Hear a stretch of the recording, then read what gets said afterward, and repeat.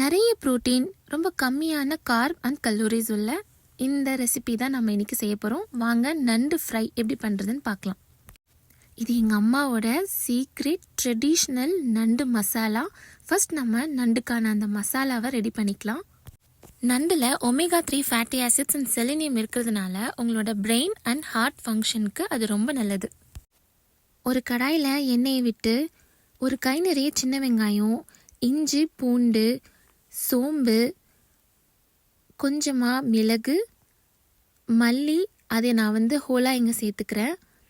அடுத்து சீரகம், கொஞ்சமாக லவங்கம், பட்டை. இதை நம்ம நல்லா எண்ணெயில் வதக்கி எடுத்துக்கிட்டு ஆறுனதுக்கு அப்புறமா அரைச்சி எடுத்துக்கலாம். இதுதான் நம்மளோட ஸ்பெஷல் நண்டு மசாலா.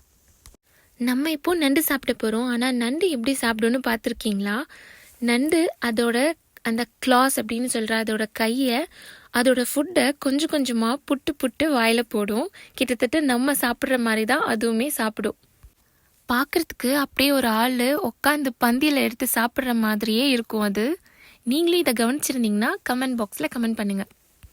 அது மட்டும் இல்லைங்க, நீங்கள் வெயிட் லாஸ் பண்ணிகிட்ருக்கீங்க, உங்களுக்கு டேஸ்ட்டில் காம்ப்ரமைஸ் ஆக பிடிக்கல அப்படின்னா கண்டிப்பாக நீங்கள் தாராளமாக நண்டு எடுத்துக்கலாம். இது ரொம்ப லோ கேலரி இருக்கிறனால உங்களோட டயட் மெனுவில் நீங்கள் இதை ஆட் பண்ணிக்கலாம். இப்போ நம்மளோட மசாலா பாதி வதங்கினதுக்கு அப்புறமா மஞ்சள் தூளும் மிளகாய் தூளும் நான் இதில் சேர்த்துக்கிறேன். சேர்த்து நல்லா கிளறிட்டு இப்போது இதிலே நான் கொஞ்சம் மல்லி இலையும் தூவி அதையும் வதக்கி இது இப்போ எல்லாத்தையுமே ஆற வச்சு நம்ம அரைச்சி எடுத்துக்க போகிறோம். நீங்கள் இதே மாதிரி ட்ரை பவுடராக கூட நீங்கள் அரைச்சி போட்டுக்கலாம். ஆனால் நீங்கள் எண்ணெயில் வதக்கி சமைக்கும் போது அதோட டேஸ்ட் இன்னுமே செம்மையாக இருக்கும். இப்போ இந்த மிக்சர் ஆறின உடனே நம்ம இதை நல்லா அரைச்சி எடுத்துக்கலாம்.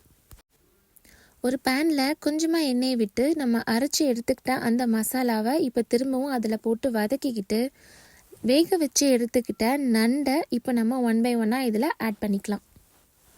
நம்ம ஹோல் கரம் மசாலாஸ் ஆட் பண்ணி அதை அரைச்சி எடுத்துட்டதுனால இது நீங்கள் வதக்கும் போது அவ்வளோ சூப்பராக ஸ்மெல் இருக்கும். வீடே மணக்குன்னு பார்த்துக்கோங்க. இந்த நான்வெஜ் மெனுவை இன்னும் கொஞ்சம் கிக் ஸ்டார்ட் பண்ணுறது இந்த கருவேப்பிலை தாங்க. கருவேப்பிலையை சேர்த்த உடனே உங்களுக்கு அதோட ஸ்மெல் இன்னமும் அதிகமான மாதிரி ஃபீல் ஆகும். இப்போ வேக வச்சு எடுத்துக்கிட்ட அந்த நண்டை 1 by 1 இதில் ஆட் பண்ணிக்கோங்க. நம்ம மசாலா நண்டில் நல்லா இறங்குற அளவுக்கு நம்ம இதை மீடியம் டு சிம் ஃப்ளேமில் வச்சு நல்லா ரோஸ்ட் பண்ணிக்கலாம். இப்போது இந்த சீ ஃபுட்ஸ்லேயே எறாவும் நண்டும் தான் அதோட மீட் ஒரு மாதிரி ஸ்வீட்டிஷ் தித்திப்பு ஃப்ளேவரில் இருக்கும். அதுக்கு நீங்கள் தூக்கலாக காரசாரமாக இந்த மாதிரி மசாலா கொடுத்தீங்கன்னா செம்மையாக இருக்கும். அதே மாதிரியே இந்த எறாவும் நண்டும் நம்ம எந்த மசாலா கொடுத்தாலும் குயிக்காக அதை அப்சர்வ் பண்ணிக்கும். இப்போ இந்த மசாலாலாம் நல்லா இழுத்துக்கிறதுக்கு ஒரு டம்ளர் தண்ணி ஊற்றி இப்போ நம்ம மூடி போட்டு இதை வேக வைக்கலாம். பீச்சில் நடந்து போகும்போது நீங்கள் எப்பயாவது நண்டை மிதிச்சிருக்கீங்களா?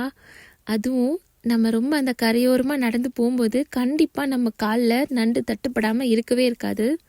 சென்னை பக்கம்லாம் அது நீங்கள் ஃபீல் பண்ணியிருக்கீங்களான்னு தெரியாது. கடலூரில் நான் இதை ஃபீல் பண்ணியிருக்கேன்.